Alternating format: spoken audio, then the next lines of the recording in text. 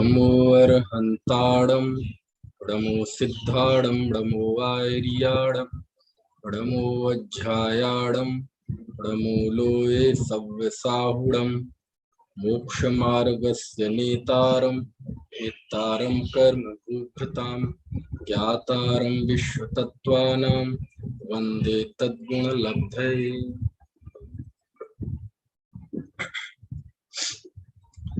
तत्वार्थ सूत्र चौथा अध्याय 11वें सूत्र तक कल रात्रि में बात हुई थी, जिसमें हमने ये जाना था कि व्यंतरों के कितने प्रकार होते हैं। 8 प्रकार के व्यंतर होते हैं। किन्नर, ये 11वां सूत्र पढ़ा था। किन्नर, किमपुरुष, महोरग, गंधर्व, यक्ष, राक्षस, भूत और पिशाच, है ना, ये व्यंतर होते हैं और इनका स्वरूप हमने जानने का प्रयत्न किया था। कल कोई पूछ रहा था कि ये कहाँ तक ऊपर चले जाते हैं, तो ये 16वें स्वर्ग तक, अपने वश से तो ये ईशान स्वर्ग, दूसरे स्वर्ग युगल तक जा सकते हैं और परवश में ये 16वें स्वर्ग तक इनका गमन हो सकता है, इनका भवनवासियों का। और व्यंतरों का अभी गमन मैंने अभी बताया भवनवासियों का, है ना। व्यंतरों का मैं देख रहा था, लेकिन व्यंतरों है 10वां होने वाला है सर। क्या कल शाम को, कल रात को नहीं हुआ ना था, ये 10वां होने वाला है सर हमारा। हाँ हाँ हाँ, ठीक है, सही है, सही है, ठीक है। चलिए, तो जो 8 प्रकार के व्यंतर हैं, उन 8 प्रकार के व्यंतरों में हमारी जो बात हुई थी वह राक्षस की हुई थी, है ना। राक्षस के बाद फिर बचते हैं भूत और पिशाच। तो ये भूत जो देव होते हैं ये 7 प्रकार के होते हैं और पिशाच 14 प्रकार के होते हैं। लेकिन ये बस समझना कि ये कोई भूत फूत है, ये भूत जो लग जाते हैं, तो हालांकि जो लग जाते हैं वो भी व्यंतर ही होते हैं, लेकिन जो लोक में देखे जाते हैं भूत प्रेत की प्रवृत्ति वगैरह, वो 95 से 99% तक तो सब झूठे होते हैं, फर्जी, है ना। लोक में जो होते हैं वो सब कोई ना कोई, समझ लो, शारीरिक कारण ही होते हैं, जिसकी वजह से वह व्यक्ति कुछ अप्राकृतिक रूप से बातें करता है, अप्राकृतिक रूप से कुछ आचरण करता है, तो हमें लगने लगता है कि वो मतलब उस पर कोई भूत बाधा है। लेकिन ऐसा नहीं होता है, भूत बाधा कुछ नहीं होती है। तो क्या भूत बाधा नहीं होती? क्या होती है, लेकिन वो बहुत रेयर केस होते हैं। उसके विशेषज्ञ लोग उसके विषय में कुछ जानकारी होती है। और अनेक तरह के तीर्थ वगैरह पे जो चमत्कार होते हैं, ये क्या 10वां सूत्र लेना है, क्या कह रहे हैं?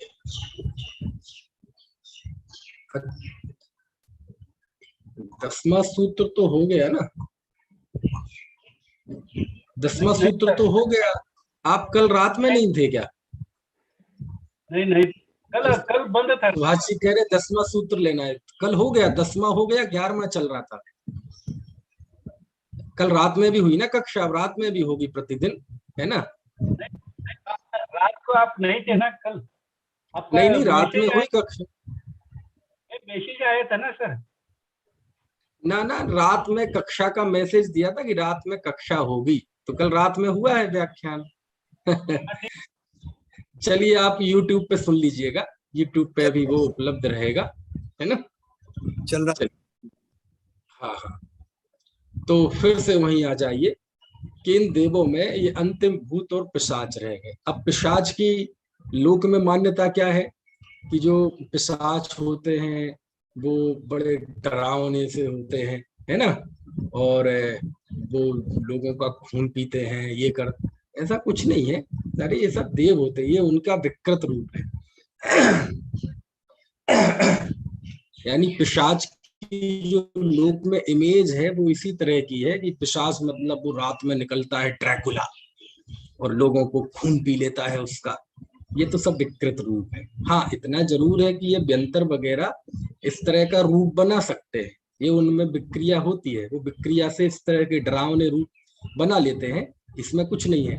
लेकिन वो कोई खून पीते हैं, लोगों को है ना उनका मांस खाते हैं, ये सब झूठी बातें हैं, ये सब देवों का अवर्णवाद है, ये सब दर्शन मोहिनी कर्म के आश्रव का कारण बनता है ना।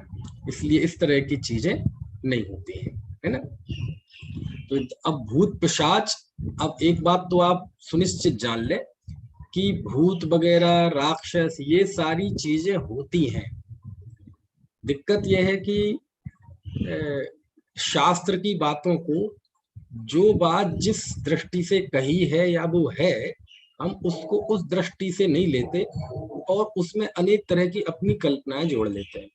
मान लीजिए ये भूत व्यंतर वगैरह है, ये व्यंतर जाति के देव है ना, ये कौतूहल प्रिय होते हैं, इनके उठापटक करने में ना बड़ा आनंद आता है ना।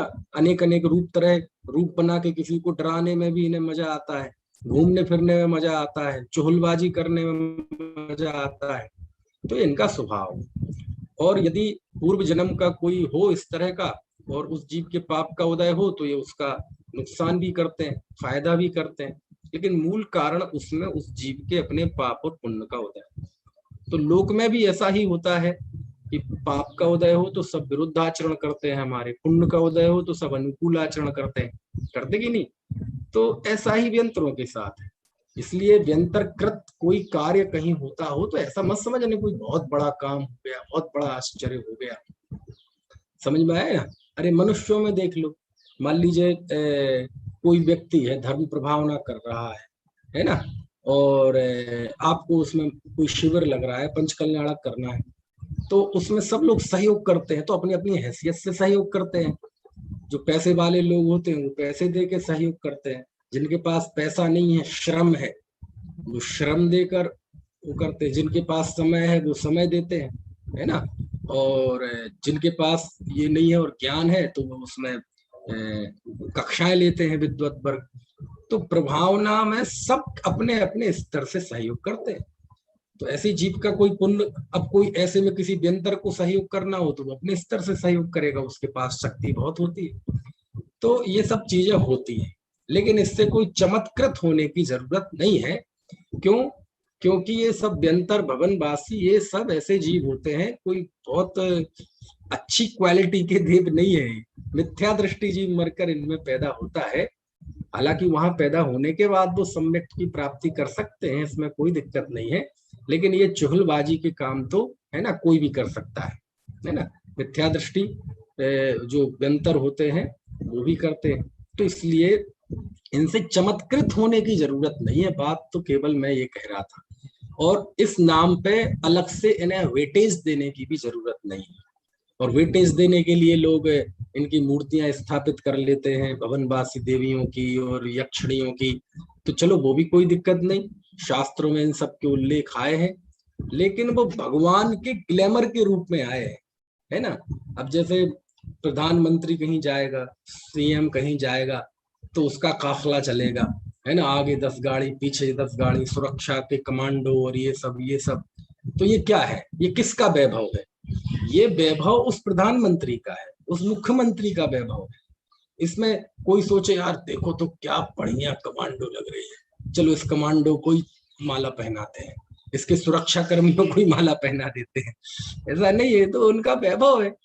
तो ऐसे ही ये तो अरहंत देव का वैभव होता है, तीर्थंकरों का वैभव होता है कि यक्ष यक्षिणी सारे देव उनकी सेवा में लगे रहते हैं, तो उसके प्रतीक के रूप में वो बनाते हैं, तो लोग उन्हीं को ही पूजने लगे, अलग से उनकी मूर्तियां बनाने लगे, है ना। तो ये सब मिथ्यात्व है ना। देव व्यंतर होते हैं, इसमें कोई शंका नहीं है, लेकिन ये हमारे सुख दुख को पैदा करते हैं, ये बात गलत है।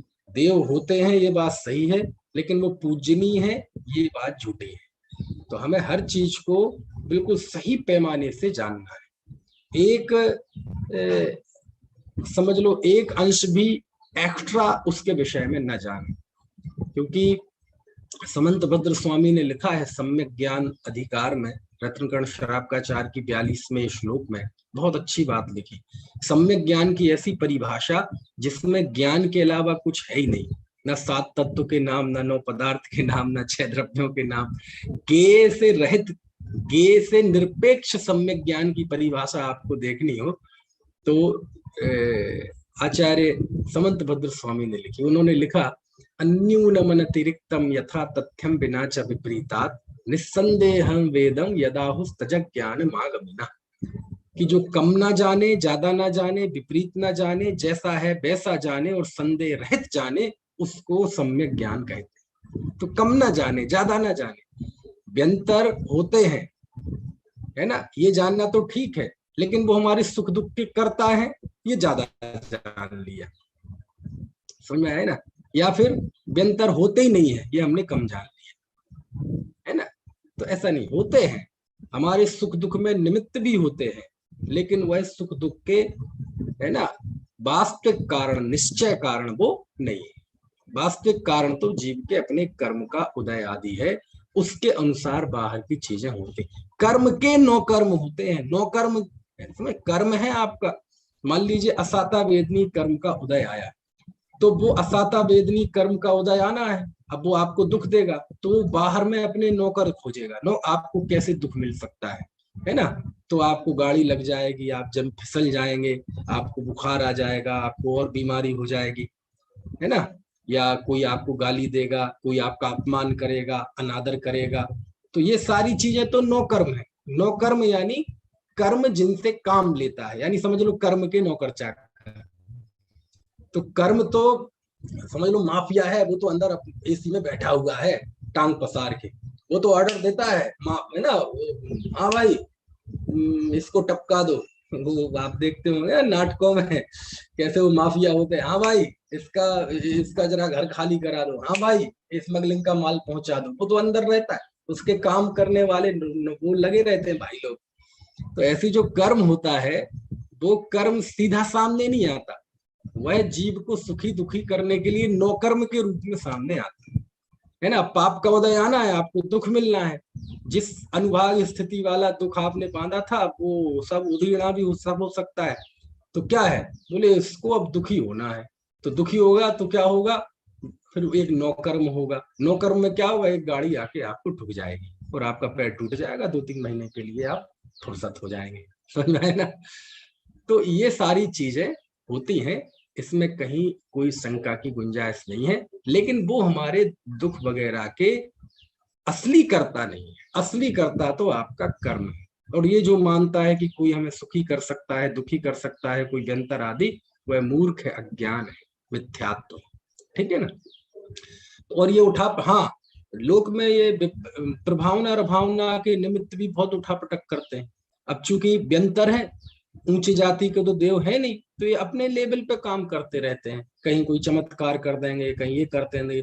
आज के जो चमत्कार दिखाई देते हैं वो तो 99% सब झूठे होते हैं, सब बनाए हुए होते हैं। लेकिन जो 1-8% कुछ सच्चाई होती है, वो ये व्यंतर वगैरह की हुई होती है। आज के तो ऐसे हैं कि उन्हें यही नहीं पता कि देव में बहुत बुद्धि होती, कहीं तो कहीं भगवान को पसीना आ गया, समझ में आया ना। हाँ, हम जैसे भक्त मिल जाएंगे तो भगवान को तो पसीना आना ही है। है, यानी हम ऐसे भक्त की भगवान को भी पसीना आ गया है। और आप हमारे यहाँ यूपी में आ जाएंगे तो यहाँ तो बहुत सारे तीर्थ हैं। कहीं गांव में छोटा मंदिर था, उसके साथ कोई चमत्कार जोड़ दिया तो अतिशय क्षेत्र बन गया, तो ढेर अतिशय क्षेत्र हो गए, है ना। तो ऐसे अतिशय अतिशय तो सब ये सब बनाए हुए होते हैं। कहीं मूर्ति अंदर छुपा दी और फिर वो सुबह स्वप्न में आया तो मूर्ति निकाल दी, और फिर बाद में देखा किसी ने ध्यान से कि वो मूर्ति के नीचे एक चिट चिपकी थी, वो जहां से मंगाई थी ना उसके रेट की नीचे चिपकी थी, वो पता चल गई। ये चुप रहो चुप रहो चुप रहो, वो पता चला उसको ही गायब कर दिया, मूर्ति को नहीं, जिसने वो चिट देख ली थी उस आदमी को गायब कर दिया। तो ऐसे बहुत सारे, कहीं जमीन से मूर्ति निकाली, कहीं वहां यक्ष था, यक्षिणी थी, ये सब बातें बनाई हुई होती है ना। जहां जहां भी निकली वहां के बुजुर्ग से पूछना, तो वो सारी असलियत बता देते हैं। तो बहुत सारी बातें तो ऐसी झूठी चलती हैं कि ये चमत्कार हो गया, ये चमत्कार हो गया। 1-8% जो होता है वो कोई व्यंतरकृत होता है, और वो आप पहचान नहीं कर पाएंगे। क्यों? क्योंकि हमें तो वो फर्जी की आदत पड़ी है ना, तो सच्चाई की पहचान ही नहीं कर पाएंगे हम, है ना। ऐसे सैकड़ों अतिशय क्षेत्र खड़े हो गए, ऐसे कई कई बातें बन गई कि साहब यहाँ ये, आपको पता है मैं मूर्ति निकाल सकता हूँ, कैसे मालूम? आपको तरीका बताता हूँ, चलो एक, करना मत, बता रहा हूँ। ये सब न्यूज वगैरह में और ये सब कैसे कैसे लोगों को छला जाता है, वो सब बताते हैं कि कैसे जादू होते हैं, कैसे चमत्कार होते हैं, कैसे बाबा लोग ठगते हैं, है ना। तो उसमें बताया कि आप एक गड्ढा खोदो और गड्ढे में नीचे चने भर दो, चने, खूब सारे चने, कच्चे चने, उसके ऊपर आप मूर्ति रख दो और उसमें पानी भर दो, ठीक है, और उस पर फिर मिट्टी डाल दो, और फिर रात में सपना देख लो आप कि उस जगह पे हमें आज रात में जिनेंद्र भगवान की, पार्श्वनाथ भगवान की मूर्ति दिखाई दी। समझ में आया ना। और लोग जाएंगे वहां, तो वो रात में चने फूलेंगे, और चने फूलेंगे पानी में, तो वह ऊपर की ओर आएगी मूर्ति, और वो जमीन उठ जाएगी, और पता चले सिर उसका बाहर आ गया। चमत्कार चमत्कार चमत्कार, बाबा जी को सपना आया था। ऐसे होता है, समझ में आया ना, ऐसे होता है। तो तो ये व्यंतर वगैरह के किए हुए होते हैं कोई कोई, लेकिन ये मत समझना कि ये दुनिया में जितने दिखाई दे रहे हैं ये सब व्यंतर कृत होते हैं, है ना। ये ऐसे ये सब बनाए हुए होते हैं। कुछ एक जो होते हैं उनकी पहचान अलग तरह से होती है, उनमें ये सब धंधेबाजी व्यापारवाद ये नहीं होता, है ना। ठीक है, तो ये व्यंतर के हो गए। कल मैंने व्यंतर का एक उपसर्ग बताया था, अनेक व्यंतर, है ना। पूर्व जन्म के विरोधी होंगे तो मुनिराजों को उपसर्ग वगैरह करते हैं, दूसरा कोई आके रक्षा भी करता है। तो ये सब देखो क्या है, मनोवृत्तियां हैं। व्यंतर कोई बहुत उच्च जाति के देव तो है नहीं, जैसे हम मनुष्य हैं ऐसे वो देव हैं। जैसे हमारी मनोवृत्तियां होती है वैसे उनकी भी अलग तरह की मनोवृत्तियां होती हैं। जैसे हमारे अंदर कषाय होती है वैसे उनके अंदर कषाय होती है, तो उनके भी ये प्रवृत्ति पाई जाती है। बस ये है कि हर व्यक्ति आपका विरोध, मतलब आपको पीड़ा अथवा सुख अपनी अपनी हैसियत से पहुंचाता है। समझ में आया ना। अब मान लीजिए कोई बहुत गरीब आदमी है, बेचारा दो दो रोटी को महताज हो, उससे आपको आपको आपका सहयोग करना हो, आपके घर में विवाह है या मंदिर में कोई कार्यक्रम, तो क्या सहयोग करेगा? वो भी यह श्रम कर देगा। आप बताओ क्या करना है? झाड़ू लगाना है? बताओ झाड़ू लगा दूंगा। आप क्या कह रहे हैं बताओ? कहीं काम के, आप बताओ मैं चला जाता हूँ। अब उससे आप उम्मीद करो कि वो 1 लाख रुपए दान देवे, नहीं दे पाएगा। उससे कहो कि वो कक्षा प्रवचन कर देवे, नहीं कर पाएगा, है ना। वो उससे कहो कि भाई अब वो गरीब है चूंकि टेक्निकल नहीं जानता, उससे कहो आप कंप्यूटर प्रोजेक्टर चला दो, तो नहीं चला पाएगा। वो उसकी अपनी हैसियत है। तो सब अपनी हैसियत के हिसाब से सहयोग अथवा असहयोग अथवा, है ना, आपको नुकसान पहुंचाते हैं। अब चूंकि व्यंतर वगैरह देव हैं, उनकी ताकत बहुत है, तो वो अपने हिसाब से करते हैं, तो उनकी फिर बाधा हमें फिर बहुत बड़ी लगने लगती है कि कैसे ठीक होगी, कैसे ठीक होगी। फिर व्यक्ति महावीर जी जाता है, फिर व्यक्ति तिजारा जाता है, फिर व्यक्ति पदमपुरा जाता है। समझ में आया ना। तो वो सब वो व्यंतर बाधाएं होती है क्या? हाँ होती हैं, उसमें कोई ऐसी बड़ी बात नहीं है, लेकिन उसमें भी ज्यादातर परसेंट झूठी होती है, कुछ एक होती है सही। ज्यादातर तो वो कोई ना कोई शारीरिक ही होता है, कोई केमिकल। एक वो आई थी बहुत बहुत साल पहले, एक उसमें, तो उसमें इस तरह का होता है, उसे केमिकल लोचा बोलते थे, कि दिमाग में केमिकल का बैलेंस बिगड़ जाता है, तो वह व्यक्ति भूलने लगता है या अंट शंट बोलने लगता है, अथवा बहुत सारी चीजें होती है। मनोवैज्ञानियों से जाके पूछो तो इतने ज्यादा चीजें बता देंगे इसके अंदर कि जब दिमाग में बैलेंस बिगड़ता है तो उसकी क्या क्या स्थिति बनती है ना। लेकिन होती हैं चीजें, ये आपको जानना पड़ेगा, होती है, ठीक है। उससे कोई चमत्कृत होने की जरूरत नहीं है। कौन ये भवनवासी व्यंतर ज्योतिषी है? कौन गारंटी है कि ये मिथ्या दृष्टि थे पिछले जन्म में, वो मिथ्या में मरे इसलिए व्यंतर हुए? ये बात की गारंटी है। और सम्यक्त हो जाए, हाँ असंख्यात में से एक आध देव को हो भी सकता है, लेकिन वो गारंटी नहीं है कि जो जिसको आप देख रहे हैं वो सम्यक दृष्टि होगा। समझ में है ना। और हमारे यहाँ तो कुंद कुंद देव का वचन है, बिल्कुल वचन, असंजदे ना बंदे, वो असंयमी की वंदना नहीं होती। और देव असंयमी ही होते हैं, उनमें शक्ति नहीं होती संयम पैदा करने की, उत्पन्न करने की, इसलिए उनकी वंदना नहीं होती है। बाकी शिष्टाचार तो मुनि तक निभाते हैं। आप मूलाचार जाएंगे तो मुनिराज की जो समाचार अधिकार है उसमें सब लिखा है, इच्छाकार मिच्छाकार। तो वो मान लीजिए वो गमन करते हुए कहीं जंगल में किसी खंडहर में पहुंच गए, वहां वो रात्रि रुकते हैं, तो वहां रात्रि में उन खंडहरों में कोई देव भी हो सकता है। तो बाकायदा उससे वो शिष्टाचार से पूछते हैं कि भाई मैं यहाँ रात्रि में रुकना चाहता हूँ, तो आपको कोई बाधा तो नहीं है, समझ में है ना। तो फिर वो रुकते और जाते हैं, तो उसको थैंक्स भी बोलते हैं कि आपका बहुत बहुत धन्यवाद। ये शिष्टाचार है, इससे उन्होंने कोई उसको पूजा कर ली या ऐसा कुछ नहीं है। ये सब लिखा है, आप मूलाचार में जाके देखें। जो जहां भी जाते हैं, कोई गुफा में जाते हैं, क्योंकि व्यंत्र कौतूहल प्रिय होते हैं, वो भी ऐसी ऐसी जगह पे जाके पेड़ों पे गुफाओं में वो भी घूमते रहते हैं, है ना। और ये जीव का स्वभाव होता है कि वो जहां थोड़ी देर ठहर जाए तो उसको उस जगह से राग हो जाता है, उसका वो अपना स्वामित्व मान लेता है उसमें। तो बाकायदा मुनि संघ वो जाके उन व्यंतरों से इजाजत लेते हैं, वहां कोई देव हो इजाजत लेते हैं और जाते हैं तो थैंक्स कहते हैं। और इसी तरह की परिकल्पना हमारे जैन उसमें है, जब भगवान का दर्शन करने जाते हैं तो उसमें हम 3 बार बोलते हैं। क्या बोलते हैं? निस्सही निस्सही निस्सही। तो निस्सही का अर्थ क्या होता है? तो पाठशाला में तो हम ये बताते हैं बच्चों को कि निस्सही का मतलब होता है समस्त सांसारिक कार्यों का निषेध। यानी भगवान के सामने जा रहे तो अब सारे सांसारिक कार्य पीछे छोड़ दो, इसका नाम निस्सही निस्सही निस्सही, यानी हमने संकल्प पूर्वक छोड़ दिया बाहर। और इसका दूसरा अर्थ ये भी है, और यही मतलब प्राचीन शास्त्रों में अर्थ लिखा मिलता है, कोई किसी ने चला दिया हो ऐसा नहीं है। हम तो पता नहीं हमारे अंदर इतने आग्रह हो गए हैं कि कोई ये अर्थ कह दे तो हम मिथ्या दृष्टि सिद्ध करते हैं, जबकि आचार्यों ने किया है।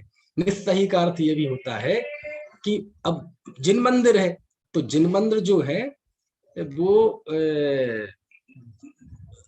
देवलोग भी आते हैं दर्शन करने, उनका भी भाव होता है। यद्यपि वो अकृत्रिम चैत्यालयों का ऑप्शन उनके पास है, लेकिन ये व्यंतर वगैरह घूमते रहते हैं, समझ में आए ना।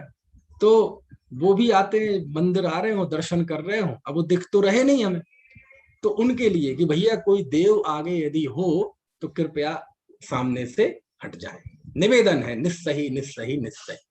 अब ये बच्चों को इसलिए नहीं बताते क्योंकि इससे कोई है नहीं, ना तो ऐसे ये पंचम काल में कोई ऐसे देव घूमते रहते हैं, आमतौर पे भी जहां चाहे घूमते रहे, कोई रेयर घूमते हैं, और खड़े भी होंगे तो आपको तो दिखाई नहीं दे रहे, आपके ज्ञान में तो बाधा बन नहीं रही, समझ में आए ना। और बच्चों के दिमाग में ये सारी चीजें अभी क्यों डालो, बेचारे 8-8 10-10 साल के, कि मंदिरों में भी देव आते हैं व्यंतर आते हैं, कल के दिन वो डर उड़ जाए, अकेले मंदिर में हो तो अकेले जाने से डरे, गए हैं कहीं पे जरा सा कोई चूहा निकल गया, कोई बिल्ली निकल गई, कोई आवाज आ गई तो एकदम डर जाए, ओ कोई देव आ गया। तो बच्चों के दिमाग में अब ये सारी चीजें क्यों भरो। तो उनके बता देते हैं कि भैया निस्सही यानी बेटा समस्त सांसारिक कार्यों का निषेध, यानी जब हम मंदिर आए तो दुकान मकान, है ना, मम्मी पापा स्कूल कॉलेज की चिंता ना करें, आप तो भगवान का दर्शन करें। लेकिन उसका वो अर्थ भी है, वो अर्थ बहुत जगह है, वो सही है, वो गलत नहीं है ना। तो वो करते हैं, तो उससे कोई मान लीजिए उनको निस्सही निस्सही निस्सही कहा तो क्या है, ये शिष्टाचार है ना। महाराज श्री ने जाते समय उनसे पूछा और वहां से फिर आते समय फिर उन्होंने उन्हें धन्यवाद दिया, तो ये शिष्टाचार है। ये कोई पूज्य शिष्टाचार, अशिष्ट आचरण तो किसी के साथ नहीं होना चाहिए। अरे व्यंतर क्या, मनुष्यों के साथ भी नहीं, त्रियंचों के साथ भी नहीं, हम तो कीड़े मकोड़ों के साथ भी अशिष्ट आचरण नहीं करते, समझ में आए ना। जा रहे हैं मंदिर में, कहीं कोई कीड़ा भी बीच में आ जाए तो उसे भी अपन कागज में लेके दूर कर देते हैं। तो अशिष्टाचार तो किसी के साथ नहीं होना चाहिए, देवों के साथ भी नहीं, संयमियों के साथ भी तो होना ही नहीं चाहिए, असंयमियों के साथ भी, है ना। बात सम्यक्त्व का संबंध शिष्टाचार अशिष्टाचार से नहीं है, सम्यक्त्व का संबंध है ना पूज्यता और अपूज्यता से, ये पूज्य नहीं है। और शिष्ट आचरण तो होना ही चाहिए, इसमें कोई दिक्कत नहीं। कई लोग बड़ी गालियां देने लगते हैं, कोई नहीं कुछ नहीं होते अंतर व्यंतर, वो भी झूठ है, ऐसा नहीं होता है। यदि हम ऐसा मानते हैं तो हम ये समझ रहे हैं हम भी दर्शन मोहिनी कर्म बांध रहे हैं, क्योंकि देव होते हैं यार, शास्त्र लिख रहा है, व्यंतर होते हैं, भूत होते हैं, पिशाच होते हैं, उनका स्वरूप विकृत हो गया, वो अलग बात है। स्वरूप का के विषय में कई भ्रांतियां खड़ी कर दी गई या हो गई, वो अलग बात है, लेकिन इनका अस्तित्व है। तो साहब राक्षस मतलब डरावने, हाँ, राक्षस जाति के जो व्यंतर देव होते हैं उनको मजा आता है डरावना रूप बनाने में, ताकि लोग डर जाएं, लेकिन वो खुद स्वाभाविक तौर पे डरावने नहीं होते। वो बैक्टीरिया शरीर होता है, वो कई बना, अरे वो तो कोई भी बना सकता है, लेकिन व्यंतरों को इसमें ज्यादा मजा आता है ना। दूसरा देव भी बना सकता है, क्यों? वैमानिक देव नहीं बना सकते, डरावना रूप बना सकते हैं, लेकिन उनके उस तरह का कौतूहल, उस तरह की कषाय नहीं होती, इसके होती है। क्यों? मान लीजिए कई लोग होते हैं तो वो बहुत शिष्टाचार, बहुत मीठा बोलते हैं, किसी को गाली नहीं देंगे, है कि नहीं। और कई ऐसे होते हैं एक वाक्य में 3-4 अलंकार ना हो तो वो बात ही ना कर पाए। समझ में आया ना? एक वाक्य में 3-4 गाली ना हो तो वो बोल ना पाए। समझ में आया? एक बार हमारे जयपुर में सुनाने लगते, हमने तो नहीं सुना सीधा, हमारे भी सीनियर थे तो वो सुनाने लगते थे। एक कोई यूपी के ही थे, तो प्रवचन करने बैठे, फर्स्ट पढ़ रहे थे वहीं जयपुर में। अब वो यूपी से आया था और ऐसे संस्कारों से आया था कि गाली उसको आती थी मुंह पे बढ़िया। वो प्रवचन करने बैठा तो उसने प्रवचन में गाली दे दी। समझ में आया ना? गाली दे दी, और ऐसी कि देखो आत्मा तो शुद्धि है, लेकिन ये कर्म आड़े आ जाते हैं। और फिर कर्म को उसने गाली दी। तो कहने का आशय है, गाली को क्यों मैं नहीं दे सकता, निपुण जी नहीं दे सकते, उमाकांत जी नहीं दे सकते, विनीत जी नहीं दे सकते, आप नहीं, सब दे सकते हैं, देने की ताकत किसमें नहीं है, लेकिन हमारा शिष्टाचार है, हम नहीं देते। तो ऐसे ही वो देव भी बना सकता है डरावना रूप, लेकिन वो नहीं बनाते, उन्हें मजा नहीं आता है इन सब चीजों में कि हमें रूप बनाए फिर कोई देख के डर जाए और हम फिर खुश हो, हाँ डरा दिया डरा दिया, अप्रैल फूल बना दिया। ऐसी कषाय उनके नहीं होती, इसके होती है, इसलिए भागा भागा फिरता है। तो ये सब चीजें होती हैं, किसी का निषेध ना करें। हम निषेध करने की बहुत बुरी प्रवृत्ति हमारे अंदर घर कर गई, किसी भी चीज को सिरे से खारिज करना, साहब ऐसा नहीं होता, ऐसा नहीं होता। तो साहब निषेध तो किया है, हाँ, शुद्ध ने जब खड़ा होगा तो वो निषेध करेगा सबका। क्या कहा? अरे रे, बहुत बहुत बहुत बड़ी बात कह दी मैंने। क्या कहा? क्या कहा है? कुछ समझ में आया है? नवनीत जी? है? मेट्रो में बैठे दिख रहे हैं नवनीत जी है। हाँ, क्या लिखते हैं? क्या कहा मैंने? शुद्ध ने खड़ा होगा जब, तो शुद्ध ने सबका निषेध करेगा। और वो शुद्ध ने कब खड़ा होता है? 24 घंटे खड़ा नहीं होता। जो शुद्ध ने निषेध स्वरूप अवलंबन की दशा में शुद्ध ने समस्त का निषेध करता है। अरे वो तो अपने विकारों का निषेध तक करता है, गुण भेद तक का निषेध करता है, पर सत्ताओं का निषेध करता है। तो शुद्ध ने शुद्धता के काल में, शुद्ध भावना के काल में, स्वरूप अवलंबन के काल में समस्त चीजों का निषेध करता है। तो उस दशा में जो निषेध होता है वो ही डंडे से हम 24 घंटे चीजों को हाँकते हैं। समझ में आया ना? तो वो फिर अज्ञान खड़ा होता है ना? ये नहीं है, ये है नहीं है, व्यंतर नहीं है साहब, ये देवी देवताओं के चमत्कार वगैरह नहीं है, ये निषेध करने की प्रवृत्ति खराब है। यदि ऐसा करते हैं तो शास्त्र का अपलाप करते होते हैं, सब होते हैं, इनके कौतूहल भी होते हैं, हाँ, लेकिन लोक में जो दिखाई देते हैं उसमें 99% झूठे होते हैं। ये बैलेंस होना चाहिए। क्यों? क्योंकि वो सब लोग छलिया लोगों के द्वारा प्रतिष्ठा के लिए, पैसे के लिए, दान आदि के लिए वो सब चीजें बनाई हुई होती है। व्यंतर वगैरह दुखी सुखी करते हैं क्या? हाँ, यदि आपका पाप का उदय हो तो जैसे मनुष्य त्रेंच आपके दुख में निमित्त बन सकते हैं, ऐसी व्यंतर भी बन सकते हैं। मनुष्य त्रेंच आपके सुख में निमित्त बन सकते हैं, ऐसी वो देव भी बन सकते हैं, यदि आपके पाप और पुण्य का उदय हो तो। लेकिन यदि आपका उदय नहीं है पाप का, तो करोड़ों व्यंतर मिलके भी आपका बाल बांका नहीं कर सकते, है ना? और यदि आपका पुण्य का उदय नहीं है तो करोड़ों व्यंतर मिलके भी, देव मिलके भी आपको कोई सुख नहीं दे सकते, है आपके पुण्य पाप के उदय पे। इसलिए इन सब देवों का स्वरूप जानने के बाद हमारी ये श्रद्धा दृढ़ होना चाहिए। होते हैं सुख दुख में निमित्त भी होते हैं, लेकिन हमारे सुख दुख के मूलतः कर्ता वो नहीं है। ये तत्व ज्ञान दृढ़ होना चाहिए इन सब स्वरूप को समझने पे। समझ में आया ना? क्यों?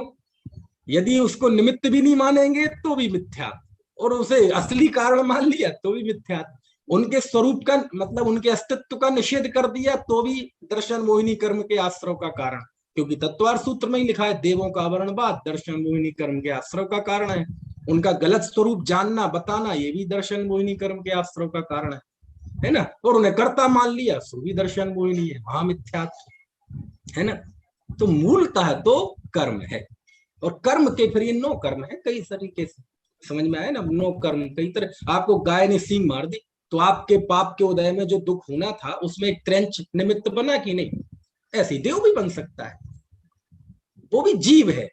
तो जीवों के आपस में सुख दुख का संबंध होता है, और कर्म का उदय यदि उस तरह का नहीं है तो लो आप देखो, वो 66 दिन तक दिव्य ध्वनि नहीं खिरनी थी, उसके खिरने का काल नहीं आया था, तो वो सौधर्मेंद्र वहां सचिंद्राणी के साथ नंदन वन में घूमता रहा।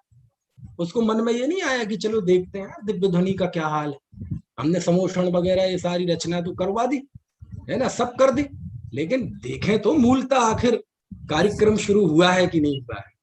आप शिविर लगा के शिविर में की व्यवस्था करके घर चले जाएं, अरे देखो तो शिविर शुरू हुआ कि नहीं, बाकायदा प्रवचन शुरू हुए कि नहीं, वो चला गया। यही नहीं देखा कि प्रवचन शुरू भी हुआ है कि नहीं, और 66 दिन तक गफलत में रहा, घूमता रहा। क्यों क्यों हुआ? अरे भाई खिरने का काल ही नहीं आया, और जब काल आया तो लो वो निमित्त बन गया, वो भी बन गया निमित्त। कौन? सौधर्म। और वो फिर वो गया, वो सारी कहानी पता है। और ऐसा प्रश्न पूछा वीरसेन स्वामी ने धवल में कि 66 दिनों तक दिव्य ध्वनि क्यों नहीं खिरी? तो जवाब दिया गणेन्दो अभावादो, गणेन्द्र के अभाव से, यानी गणधर नहीं था इसलिए नहीं खिरी। तो वहां प्रश्न किया निपुण जी कि आखिर सौधर्म इंद्र ने उसी समय गणधर को उपस्थित क्यों नहीं कर दिया? उस समय मतलब पहले ही दिन। ऐसा प्रश्न किया वीरसेन स्वामी ने 2 जगह, धबला में भी और जय धबला में भी। इस घटना को उन्होंने स्मरण किया। तो जवाब दिया वीरसेन स्वामी ने कि काल लब्धि के बिना असहाय सौधर्म इंद्र के उस समय उन्हें उपस्थित करने की शक्ति का अभाव था। सौधर्म इंद्र को क्या कहा गया है देवेंद्र जी? असहाय। असहाय शब्द कहां इस्तेमाल करते हैं हम? बेचारे गरीब अनाथ है ना, जिनकी कोई सहायता नहीं कर सकता, दुखी है, उनको असहाय। सौधर्मेंद्र को असहाय कहा। क्यों? हाँ, 66 दिन तक दिव्य ध्वनि खिरने का समय नहीं आया था अभी, तब तक वो असहाय था, और जब आ गया तो लो निमित्त बन गया। कार्य के अनुसार बाह्य निमित्त होते हैं, बाह्य संयोगों के अनुसार कार्य नहीं होता। हम सोचते हैं कि जैसा हम सोचते हैं वैसा काम होता है, नहीं, जैसा काम होना होता है वैसी परिस्थितियां बनना शुरू हो जाती। यही होता है कि पाप के उदय में सारे लोग प्रतिकूल आचरण कर रहे थे, हमारे दोस्त यार रिश्तेदार, अचानक उदय बदला, हमने कुछ नहीं किया, वो ही अनुकूल आचरण करने लगते हैं, वो ही, हमने कुछ नहीं किया। तो ये काय की विचित्रता है, ये उदय की विचित्रता है। तो ऐसे दोस्त यार अनुकूल प्रतिकूल आचरण करने लगते हैं, ऐसी भी अंतर भी कर सकते हैं, कोई बड़ी बात। समझ में आया ना? इसलिए मैं आपको बताऊं पाप पुण्य के उदय के संबंध में आपको बहुत मूल मंत्र तो शास्त्र में ही है, मैं क्या बताऊं, थोड़ा प्रैक्टिकली बताऊं मैं। अब आप कहेंगे छोटी मुंह बड़ी बात, नहीं नहीं, अपन आपस में बात कर रहे हैं, अपन सब साधर्मी है।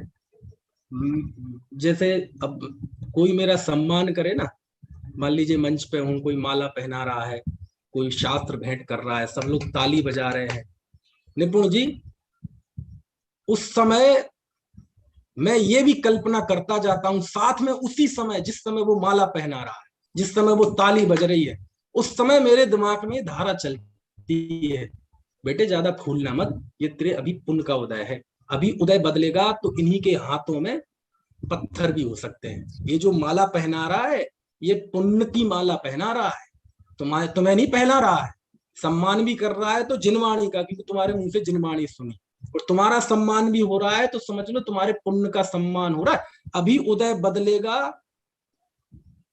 यही कालर पकड़ेगा। समझ में आया ना? है, जब कोई कॉलेज में मैं बैठा हूँ, कोई स्टूडेंट्स आते हैं, वो पैर छूते हैं, गुरुजी ये, उस समय मेरे दिमाग में ये भी चल रहा होता, उसी समय, लब्धि में नहीं, उपयोग में। अरे ये ज्ञान। अभी ठीक, हाँ ये अभी ठीक ठाक चल रहा है? हमारी नवनीत जी तो जानते ही इस बात को, पता ही है। क्यों नवनीत जी? है? तो उस समय हमारे दिमाग में ये चल रहा होता है कि कुछ नहीं, अभी कोई ऐसा राजनीतिक मुद्दा बन जाए तो ये स्टूडेंट हाय हाय के नारे लगा देंगे, हाय हाय जैन सर, हाय हाय जैन सर, हाय हाय हमारी मांगे पूरी करो। तो ये मैं अपनी कोई वो नहीं कर रहा हूं, मैं आपको चाहता हूं हमारा ऐसा विकसित हो, ताकि आपको कोई आकुलता नहीं होगी। कोई आपकी मदद कर रहा है ना, खुशामद कर रहा है, पंडित जी ये बहुत बढ़िया बहुत बढ़िया, दोस्त यार, उसी समय दिमाग में ये भी सोचते रहो, मौका आएगा सबसे पहले गला काटेगा, और ये गला काटेगा इसकी गलती नहीं होगी, ये मेरा उदय बदल जाएगा, मेरा समय बदल जाएगा, तो यही हमें गालियां देगा। ये साथ साथ पैरेलल ये चीजें आपके चिंतन में चलती रहे, तो आपको सच में ज्यादा राग द्वेष नहीं होंगे किसी से, सच में आपके अंदर एक आपकी भूमिका के योग्य एक समता भाव विकसित होगा, है ना? और आप हर चीज के लिए तैयार रहेंगे। आज जो माला पहना रहा है, आपने पहले से ही सोच लिया कि हमारे पुण्य के उदय से माला पहना रहा है, उदय बदलेगा तो यही हमारा अपमान करेगा। तो जब अपमान करने का मौका यदि आ गया, तो आपको ऐसा नहीं लगेगा कि ये कोई गलत काम कर रहा है, ये दुश्मन है हमारा, नहीं नहीं नहीं नहीं, ये तो संसार का स्वरूप है, ये थोड़ी बदला है, हमारा उदय बदल गया है। तो इस तरह से मान अपमान के लिए तैयार रहना चाहिए, गाली और प्रशंसा सुनने के लिए तैयार रहना चाहिए कि उदय बदले, और हो सकता है उदय ना बदले, जीवन के अंतिम समय तक भी वो मित्र ही बना रहे, तो भी कोई बात नहीं, समझ में आया ना? लेकिन तैयार रहना चाहिए। तो ऐसी देवों का है, जब कार्तिकेय अनुप्रेक्षा में जब सम्यक दृष्टि के निशंकित आदि का वर्णन कर रहे थे, तो कहा भाई कि देव देवी वगैरह इसका सुख दुख करते हुए दिखाई देते हैं, तो फिर वो देवी देवों, वो डर नहीं रहेगा उसे? आप कह रहे हैं वो निशंक होता है, निडर होता है, तो कहते किसने कहा निडर, किसने कहा उसे डर लगता है? उसे कोई डर नहीं लगता, वो ये मानता है कि ड़बी कोई दे दी लच्छी, ड़बी कोई कोड़दी उबेयारम अबेयारम, कोई किसी जीव को लक्ष्मी नहीं देता, उपकार नहीं करता, अपकार नहीं करता। जमजस्य जम्मी देसे जेण विहाणेण जम्मी कालम्मी, क्रमबद्ध पर्याय की बात का चिंतन करता है कि कोई किसी को मारता बचाता नहीं है, सारे सुख दुख जीवन मरण जिनेन्द्र भगवान के ज्ञान में जिस समय में झलके, उसी समय में उसी स्थान पर उसी पुरुषार्थ पूर्वक उसी निमित्त से होते, उसे जिंद्र जिनेन्द्र कोई टालने में समर्थ नहीं, ये उसकी दृढ़ता है ना? तो सर्वत्र चीजों को इस तरह से लेना चाहिए, क्योंकि ये सारे सूत्र जो है मोटे मोटे तौर पर दिखाएंगे कि यार ये तो क्या क्या 808 प्रकार के व्यंतर, 10 प्रकार के भवनवास, इससे हमें लेना देना क्या है? अरे आपको नहीं लेना देना तो किसे लेना देना है? पत्थरों के लिए लिखे हैं सूत्र, पेड़ पौधों के लिए लिखे हैं, हमारे लिए तो लिखे हैं। तो इसमें से ये सारी चीजें सीख है कि देखो ये व्यंतर है, इस तरह की चीजें करते हैं, ये इनका स्वभाव होता है, कल के दिन इनका पाला हमसे भी पड़ सकता है। और हमारे यहाँ चरवाण योग के शास्त्रों में इनका उल्लेख भी है, मुनि की चर्या में इनका उल्लेख है, उपसर्गों में इनका उल्लेख है। तो सारी चीजें आपस में गुथी हुई है, चरणानुयोग, द्रव्यानुयोग, प्रथमानुयोग, करणानुयोग, कोई अलग अलग चीजें नहीं है। तो ऐसे हो जाए, है ना? हमारे पास कई अपने साधर्मियों के फोन आते हैं, उनके घर में कोई व्यंतर की बाधा होती है। अभी बहुत समय पहले दिल्ली से आया था, एक मेरठ से भी आया था, एक और से भी आया था। तो मुझसे पूछते हैं कि साहब अपने साधर्मी है, वैसे नहीं कि कोई आम आम जैन है, आम जैन तो अपने पास आता ही नहीं है। आम जैन का अपन से क्या रिश्ता, क्योंकि आम जैन के मतलब का अपने पास कुछ है ही नहीं। आम जैन को तो तंत्र चाहिए, मंत्र चाहिए, माला चाहिए, चमत्कार चाहिए, ये पुड़िया दे दो, ये चाहिए, ये कर लो, ये हो जाएगा, ये चाहिए, वो अपने पास है नहीं। वो तो यहाँ आएगा तो निराशा ही हाथ लगेगी, है ना? तो जो खास, तो अब उनकी अपने मोक्षों की बता रहा हूँ, उन्होंने बताया जी हमारे बेटे या किसी भाभी के ऊपर क्या था, एक व्यंतर आता है, तो पंडित जी क्या किया जाए? तो पहले तो नहीं जाना ऐसा होता है क्या? मैंने कहा भाई हो तो सकता है, आपके मामले में ये है कि नहीं मुझे नहीं पता, लेकिन ऐसा होता है, व्यंतर वगैरह इस तरह की चीजें करते हैं। तो उसने बताया कि ऐसा है, तो अब क्या करना चाहिए? भाई डॉक्टर की किसी रिपोर्ट में वो चीज नहीं आ रही। डॉक्टर के हिसाब से ये जो जीव है ये पूरी तरह से स्वस्थ है, इसका दिमाग है ना, इसकी पूरी क्या कहता है, नसों का जो पूरा सिस्टम है, सब सेटअप बिल्कुल सही है। इसकी आंख, नाक, किडनी, लीवर, छोटी आंत, बड़ी आंत, अमाशय, पित्ताशय, सब कुछ सही है। डॉक्टर मेडिकल साइंस की भाषा में ये 100 मतलब पूरा फिट है, फिर भी ये एबनॉर्मल है। क्या किया जाए? अच्छा अब बताओ क्या करूं? मान लीजिए ऐसा कोई जीव पूछता है, मना साधर्मी है, हम चाहते हैं वो अपने धर्म में स्थिर रहे, हम क्या कहें? हम हमारा जवाब क्या होना चाहिए? एक तो ये है कि हम उसे प्रवचन सुनाए, नितिन, एक तो ये है कि हम उसे प्रवचन सुनाए, जम जस जम्मी दे से एक तो ये है, एक तो ये प्रवचन सुनाए। अब ये मैं सुनाऊंगा तो वो कहेगा पंडित जी वो तो हम रोज सुनते हैं आपका, है ना। क्योंकि स्थितिकरण के लिए कभी उपदेश की जरूरत होती है, कभी सहयोग की जरूरत होती है, कभी परामर्श की जरूरत होती है, कभी मोटिवेशन की जरूरत होती है, कभी ढाढ़स बनाने की जरूरत होती है साधर्मी को। अब ऐसी स्थिति में क्या करूंगा मैं? प्रवचन दूंगा? क्या करूंगा मैं? अच्छा आप बताओ, चलो बिमला जी आप बताओ, क्या मुझे क्या उसे सलाह, मैं आपसे मार्गदर्शन चाह रहा हूँ।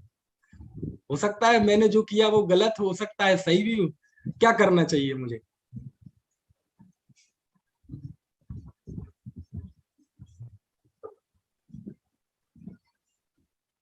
और दूसरी अब उस कोई हमसे गलती हो तो उस देव से माफी मांगे कि भैया कोई गलती हुई है तो माफ करो, तुम हमें बख्शो, जाओ यहाँ से। तो मिथ्या दृष्टि नहीं हो जाओगे उससे? नहीं, काय को मिथ्या दृष्टि होंगे, क्योंकि आगम तो कितना है ना, है देव, हाँ ऐसा दिनकर देव है। देखो, आखिर आखिर तत्वार सूत्र के इन सूत्र पढ़ने से ये हमारा माइंड सेटअप हुआ कि नहीं आखिरकार, कि नहीं जैसे दूसरे जीवों से व्यवहार होता है ऐसे उनसे भी व्यवहार हो सकता है, पूज्यता का व्यवहार नहीं है, पूज्यता का व्यवहार नहीं है। अरे ये सब व्यंतर वगैरह पुण्यात्माओं के पीछे पीछे भागते, पुण्यात्माओं की चरण सेवा में लगे रहते हैं आगे पीछे, समझ में आया ना। धर्मात्माओं जीवों को साथ चलने में इन्हें गौरव का अनुभव होता है। ये तो दास हैं, पुण्य के दास हैं, संयम के दास हैं, चारित्र के दास हैं, त्याग के दास हैं, है ना। इसलिए वो व्यवहार नहीं हो सकता जो लोक में करते हैं लोग। हाँ व्यवहार जैसे वो भी जीव है हम भी जीव है। तो आप कह रही हैं कि भाई उनसे कहें व्यंतरों से को क्षमा मांग लें, और कोई आप में से निपुण जी क्या करना चाहिए? मान लीजिए मेरे पास कुछ आता है ऐसा, तो मैं क्या सलाह दूं?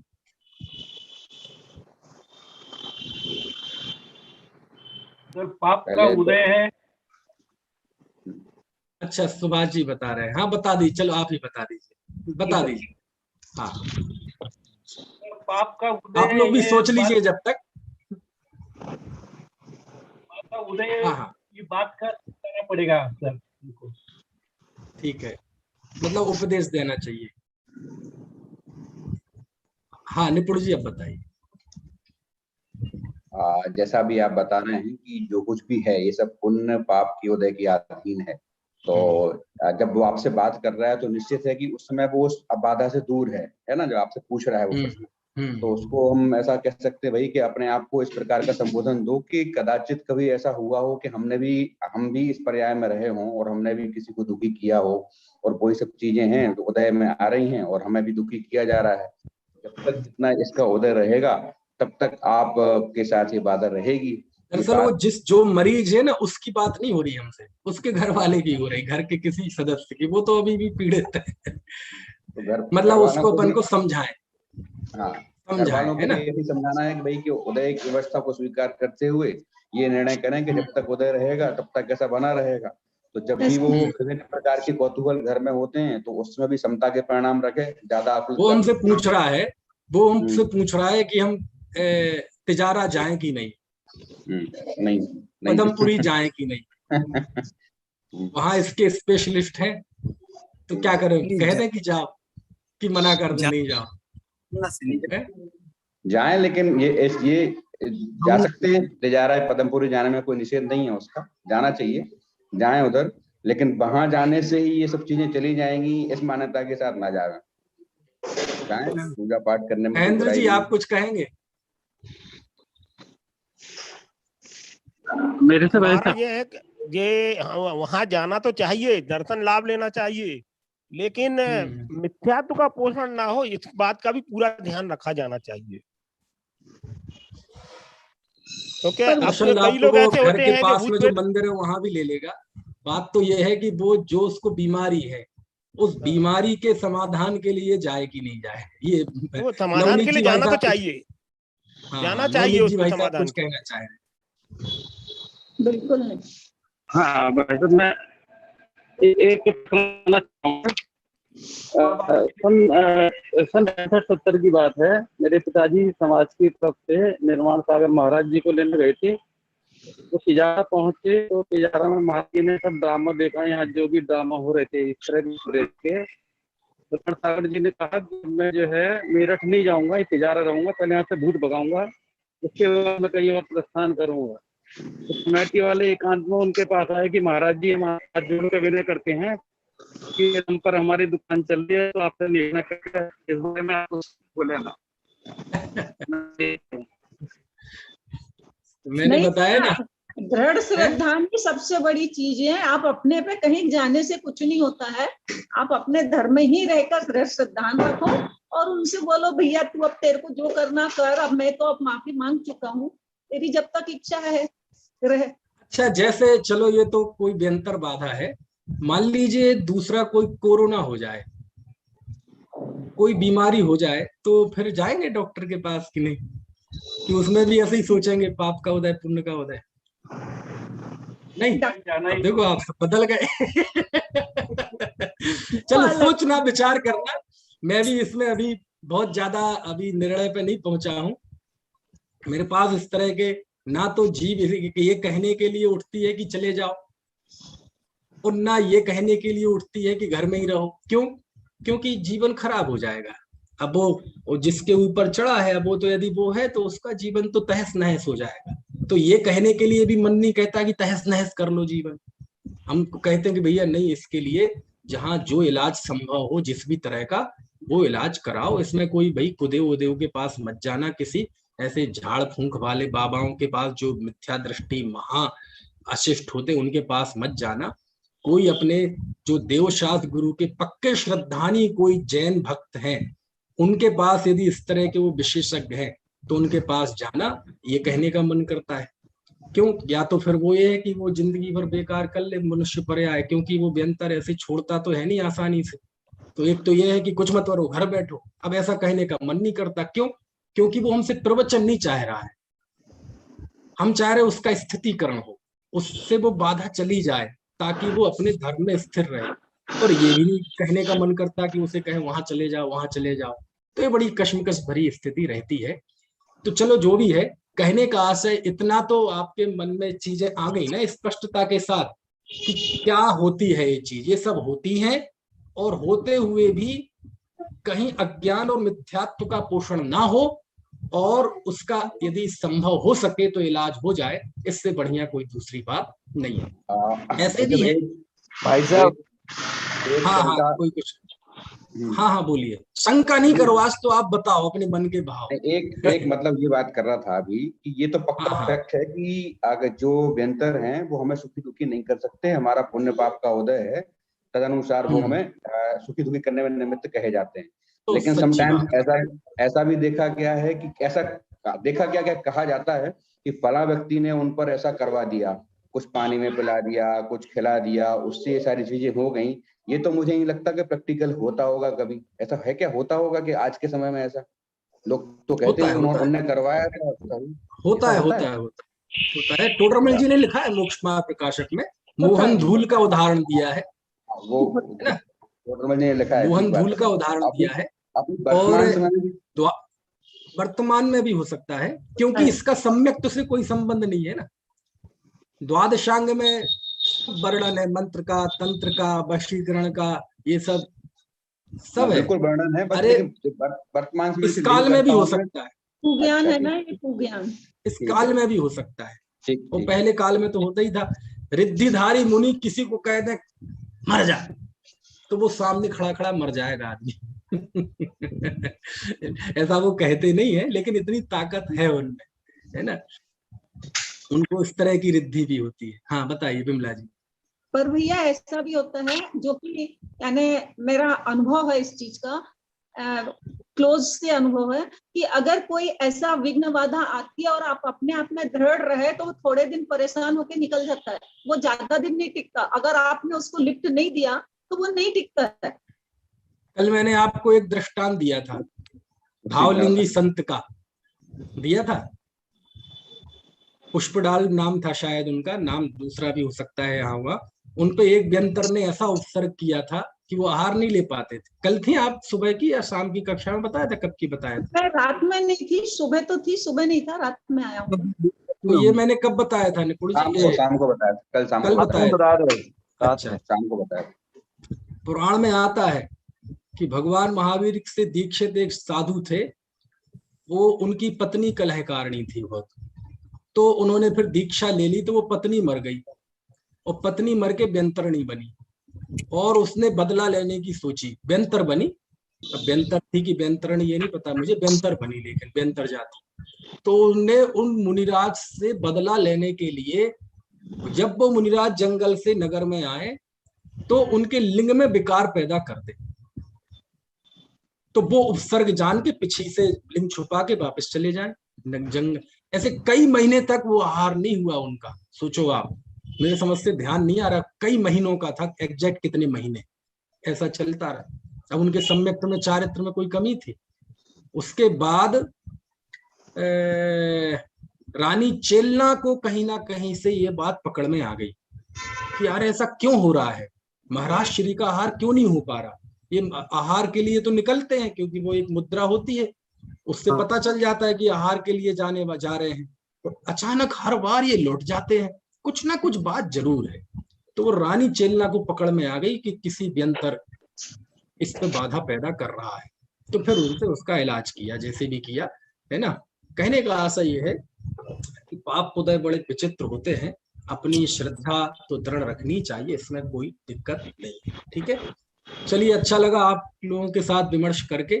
बाकी और भी आपके मन में कोई आए तो बताना, है ना, क्योंकि हम सब साधर्मी हैं, एक दूसरे की सब, है ना, उलझनों को हमें ही सुलझाना है, एक दूसरे का स्थितिकरण हमें ही करना है, कोई दूसरा तो आएगा नहीं। इस उद्देश्य से मैंने विमर्श किया, बाकी की चर्चा शाम को करेंगे।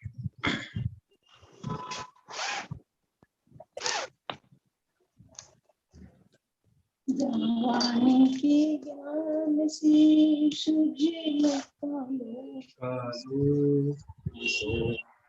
सदा